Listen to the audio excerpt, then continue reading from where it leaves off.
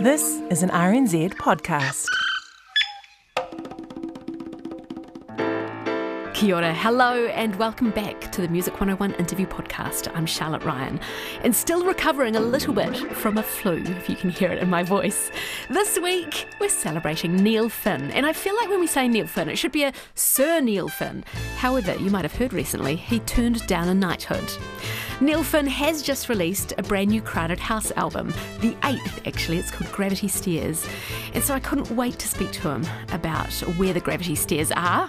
And in this interview you'll hear he's so open and honest. He talks about lyrics and family and playing with a full band. And sadly, we've had to cut out the acoustic performances of the live songs that he did, but they're all up on our RNZ website. But also you'll hear Neil Finn is my old boss. Before I started working at RNZ as Music 101 host, I worked for him as his personal assistant or as part of his management team. So you'll hear at the start of the interview, I wanted to clarify that I had nothing to do with this album. And we have a few laughs. Neil Finn from Crowded House, welcome to RNZ. Thank you, Charlotte Ryan from RNZ. It's nice to be here. It's so nice to see you. I do feel like I have to say this to the listeners and make it clear that I have nothing to do with this album that you're celebrating. Because a lot of people still think I've got Finn connections because I worked for you for a few years. Yeah, no, there's a division of church and state is very healthy, I think, between us. But obviously you'll always be a friend. But professionally speaking, yep, you're now media and I'm music. And never the twain shall meet. Excellent, excellent. Congratulations on this new album, Gravity Stairs. Thank you. Do you feel like Crowded House's sound, or the sound, or the sound and the style of the music has changed over these 40 years? Oh, it has, yeah. I think my voice has changed. I notice when I'm listening to the older Crowded House songs, I've got a certain adenoidal sound in my voice, and I'm really sound like I'm singing really hard, whereas now I think I've got more control over my voice, which is lovely, and I've got more range. I can sing higher and go lower. So that's nice to know. I hope it lasts. And is that because you've been working, like doing voice training? No, I haven't really trained my voice other than do it or sing all the time. I've sung a lot. I kept it in reasonably good shape, I think, and but I think the band has changed because of the lineup, especially this new. We're only just beginning to find out the wealth and the riches within the band lineup now with Liam and Elroy, my two very talented sons, and Mitchell Froome back in the fray, who was obviously, in terms of the soul and the origin of the band, was very much there. And we're beginning to jam on stage, and yeah, really, the more we play live, the better it feels. So I think we are developing, and I think this record, Gravity Stairs, has definitely got some new angles and shades and echoes, and as did the last one. So yeah, it's very exciting to be developing and to still be changing and evolving. Yeah, very much so. I love that you've come in for New Zealand Music Month and also for the celebration of the new album. You've brought your guitar and you're going to start playing an oldie but a goodie. I am. I was requested for an oldie, and this is one that I don't mind playing. I don't mind playing any of them, but this one, for some reason, I enjoy playing. Yeah, because does it get tiresome? Not really. There's maybe, I won't tell you which ones, but there's only about one or two songs in the catalogue that I'm slightly sick of. And thankfully, they're not the biggest hits. So, I think it's a bit tedious when people don't want to play their biggest hits because they're sick of them. I quite like my most successful songs still. Yo. Yeah, it's a good thing. And the song that you don't mind playing, you're going to play for us now. It's from Woodface. Well, I enjoy playing, yeah. It's from Woodface, and it was a song that had a chorus that sat apart for about 3 years, and I tried all these different verses for it, and eventually I found a piece of music that I'd written when I was about 17 years old, and Mitchell Froome pointed at it and said, "That's the one," and he was right, and we recorded it the same day as we made that discovery, and yeah, sometimes things take a long time. Can you say that again? There's a bit in this song that you wrote when you were 19 years old. 17. 17? Yeah. What bit is it? It's the verse. And the chorus I wrote many, many years later when I was about, how old was I? Like late 20s? Yeah. Early 30s. Yeah. So some of the song would have been written in that split ends era? Yeah, I was looking on at that point. I wasn't in Split Ends at that point, but I was looking on, yeah. And I found it on a tape and just remembered it and was playing it through. And Mitchell said, "Oh, that's the verse we're looking for." We tried, there's about 4 different recordings of Fall at Your Feet with different verses. They all sucked. Well, at the time we thought they were good, but they weren't right. Sometimes when I listen to that song, I feel quite emotional, but actually that time I couldn't stop giggling because I remember when I was working for you. That's an emotion. It is, but I remember a school approached you about changing a particular lyric of that song. They wanted to sing that song, but they wanted to change moving inside her to moving outside her or something.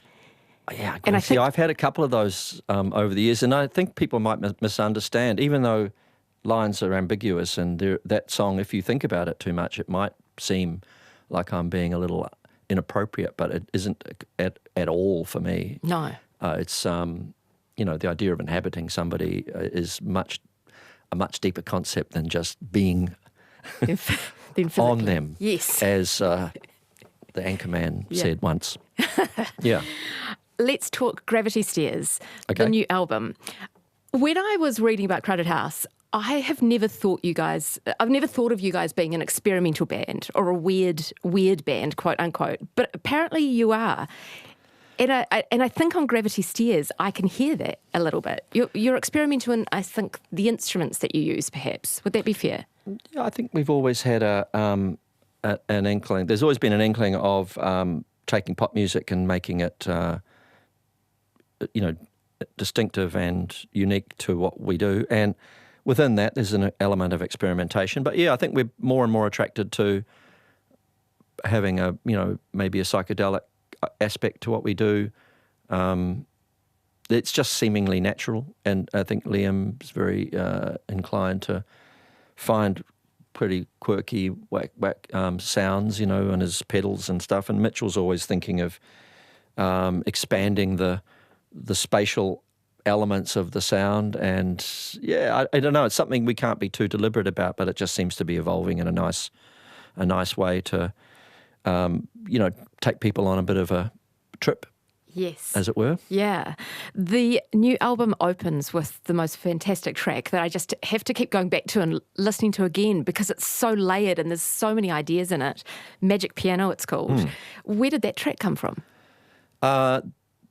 It was a song that I wrote based on, well, it wasn't really based on, but it was our kids and our grandkids' love. I used to play the Magic Piano, which was a kids radio show from the 60s. And I used to listen to the kids' request session on RNZ back in the day. And I'm not sure if that's when I first heard it, but it's a really wacky story. And actually there's some kind of weird vocoder that pops up at some point. The piano starts talking to this boy and becomes, enchanted, and he can play it effortlessly. And I sort of began thinking about the fact that the piano that I have in my little room in the corner is quite a magic instrument for me, and I go there and I totally inhabit it, and it takes me on quite elaborate journeys some days.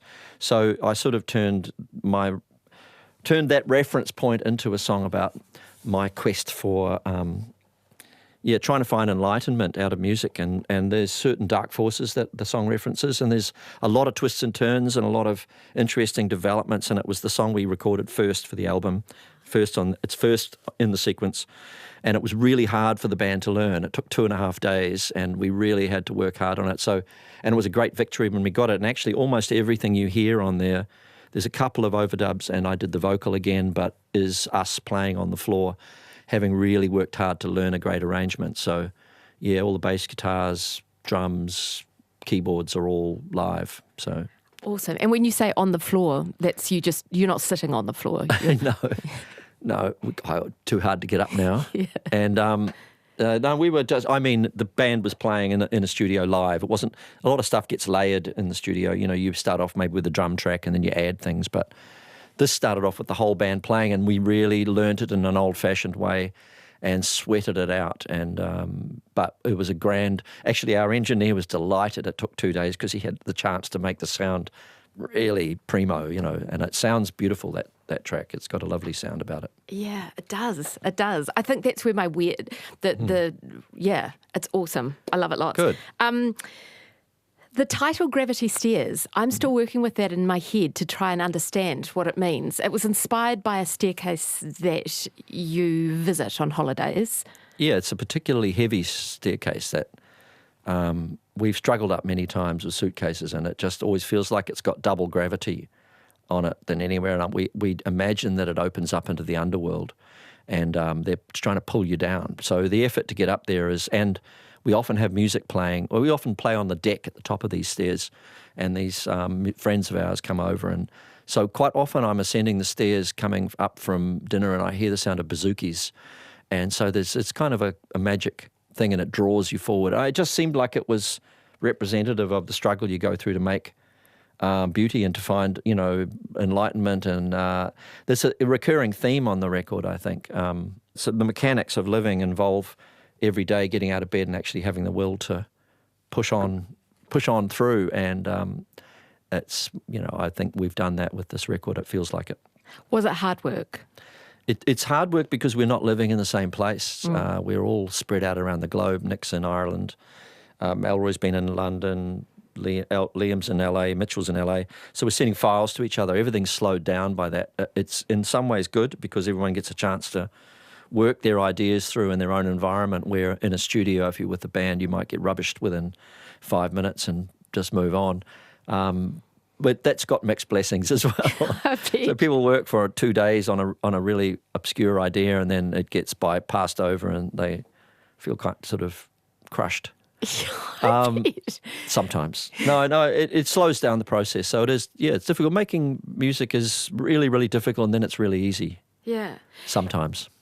You've always been a really hard worker, or you've got fantastic work ethic. Even though you're very successful, you still get up every day and go to the studio, don't you? As much as I can, yeah. And just turning up every day is the secret ingredient, really. Is like the magic strikes every now and again. The inspiration comes once in a while, but turning up every day improves your odds that that's going to turn up. So, yeah, I learned a long time ago that endurance is probably the most important thing. I know I have a natural talent that I was given, but you squander that and you can languish. And when you're young, sometimes you feel like it's just because it's really easy for a little while. Sometimes you go, I'm just writing these songs, and I can still have a, mess around, and I can, it'll just turn up, and then it doesn't for a while. And you actually end up thinking, well, okay, now it's time to knuckle down. And there's a huge urge and a compulsion to do it because it ultimately feels like music's incredibly important. And on the one hand, it's also cosmically insignificant, but unless you feel like it's the most important thing in the world, you'll never get anything done. So, I think in the world, with the way it is, music's one of the few things that almost everybody on the world can agree on. It's got value, It's healing. Neil, you're off. You've got so many gigs coming up. It's a big year unfolding. Yeah. Yeah. But they leave us gaps nowadays, so we can rest and recuperate. We have a bit of. I'm going to Africa actually with Sharon, my wife. We're going to visit a school. So the schools that organisation we support called So They Can have been responsible for developing and building and resourcing these schools in Kenya and Tanzania, and it's been a remarkable success, and I'm sort of proud to be a small part of it. And we're going to go and visit these kids. I put a video out recently with the song Oh Hi, which was featuring these amazing kids, so I sort of know them. I'll get to the school and I go, oh, it's you. Yeah. And they know the song and they like the song, and so it was a nice little swap. I wrote the song inspired by them. Yeah. And do they know who you are? Do they know that you're quite well known? They would have been told a little bit about it, and the song got played for them, and they kind of responded in a really cool way and seemed to like it and danced a bit to it. And I'll try and tempt them out to sing it with me when I get there. Oh, brilliant.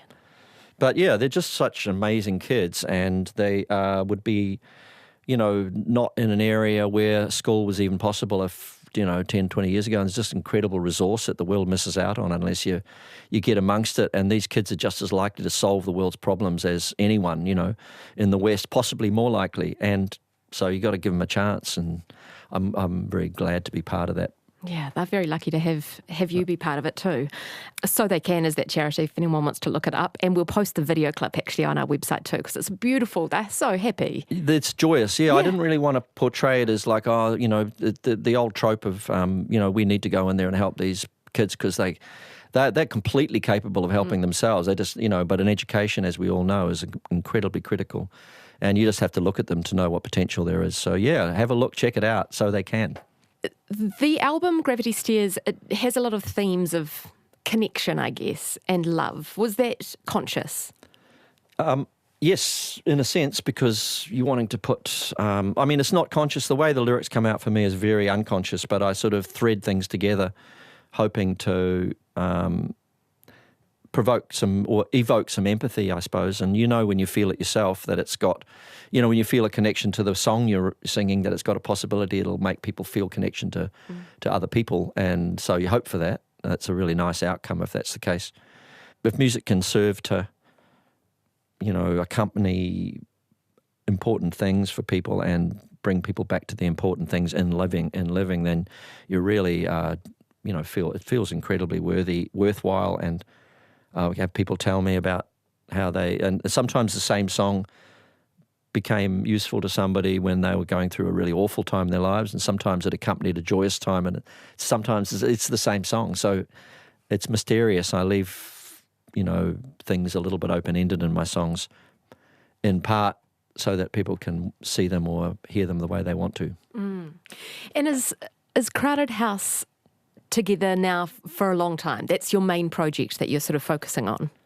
It would appear so, yeah. I'm going to be I'll do other things because I'm pretty restless in terms of playing with other people. I've got other musical connections that I've made that I want to keep going. But it's a brilliant vehicle for bringing new songs to the mix, and something about a band feels really worthwhile. You're sharing the entire experience with people who invested in it, and they're invested in you. So it's a lot of support, and it makes doing videos and promotion and TV shows a lot more fun when you can sit around and subvert the process as a band.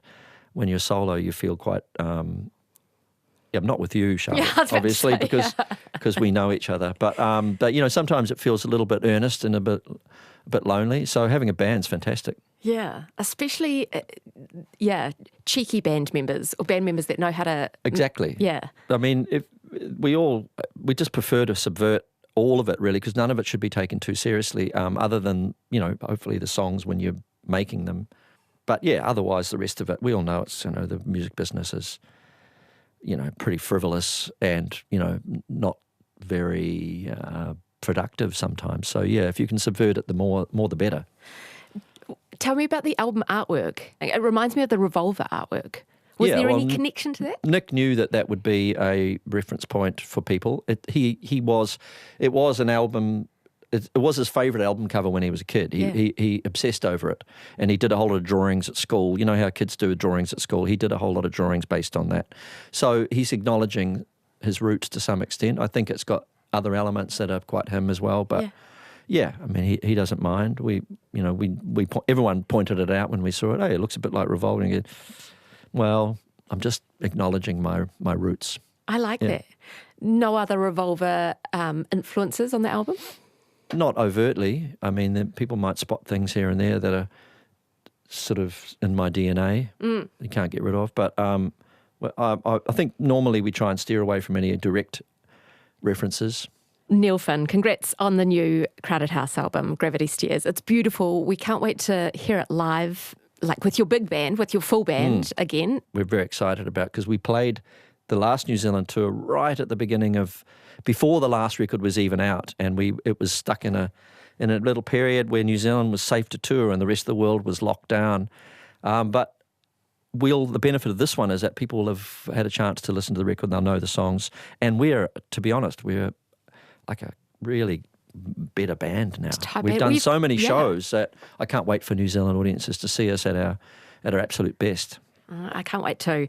You're going to play one last song for us and invite Jimmy through to play extra guitar. Yeah, I'm going to get Jimmy in here. Jimmy actually is kind of taken over from you in a way. So my old job was and- PA. yeah, You but never got he's- me on the guitar though. He's got special. Well, I could have showed you because this part that he's going to play requires no musical talent whatsoever. Oh, I could have done it. And that's why I've got Jimmy in here. And no, actually, that's cruel and mean. He's quite talented. Actually, he plays nice piano. Yeah. He knows how to play Martha, My Dear, perfectly. And I've taught him this little thing 30 minutes before we got here. It's just to show that there are certain things that go through music that create atmosphere and I have a lot happen on my songs, that little motifs that are sort of sometimes buried going through the whole song, and they just provide a little bit of dreaminess, and Jimmy's going to do that for me today. Jimmy! And the song is Teenage Summer, Yeah. which evokes so many great memories. Yeah, I struggled to. I wasn't going to call it Teenage Summer for a while because I thought as somebody pointed out, it sounds like a I don't know, but it seems my grandson Mania said, Papa, I really like that Teenage Summer song, and I went, well, okay, that's the title then. Yeah. And so we made a late change. It was called Life's Imitation to start with. Yeah. Well, I'm always doing it. Always having a late thought. Yeah. That's good. It's the creative brain. Oh, well, invite Jimmy into the studio and I'll pop out. Here Thank you comes. so much. Yeah. Go on, Jimmy. He is a talented man. I just was joking. Where are you, Jim? Here he is. There he is. I just had to get that gag in. Sorry, Jim. Yeah. I'll undo my top button for this one. Yeah. Just to drive the listeners wild. That wraps up my Music 101 interview with Neil Finn, talking about the brand new Crowded House album, Gravity Stairs, which you must go and listen to now, especially that first track. Oh, and The Howl. I love many of them, actually. Or go and listen to a classic Crowded House album. Woodface is definitely one of my favourites. All the songs that Neil played throughout that interview live are up on our RNZ website, and all the dates for the Crowded House tour, New Zealand tour, are up on our website too. Thank you so much for listening. Of course, I'm live every Saturday on the radio, but if you're a music fan, follow this podcast and share it with all your music-loving friends too.